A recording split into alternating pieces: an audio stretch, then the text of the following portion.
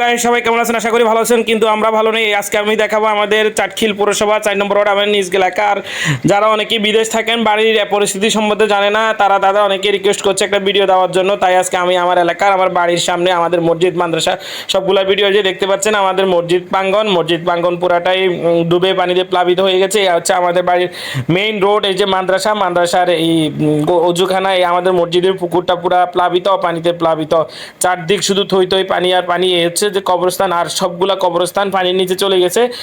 যার আর আপনারা দেখতে পাচ্ছেন, আমরা এই যে এই রোডটা আসলে এখন কেউই দেখে বুঝবেন না যে এটা আমাদের মধ্যবিমপুর ডালাই রোড, মাকড়াজ কুটুমগড় ব্র্যাক অফিসের যে পাশে ডালাই রোডটা, আর এটা হচ্ছে যে জলিল খালুদের বাড়ির রোড। এটা তো পুরাই প্লাবিত, সবচেয়ে পানি এটা। আর এটা হচ্ছে সামনে এই যে গাছিবাড়ির কবরস্থান দেখতে পাচ্ছেন, সর্বদিকেই পানি, আর এত অঠাল পানি যে যাদের বয়স 10-15 বছর তারা তো দেখে না। আর আমি এখন, হাই ফ্রেন্ডস, সবাই কেমন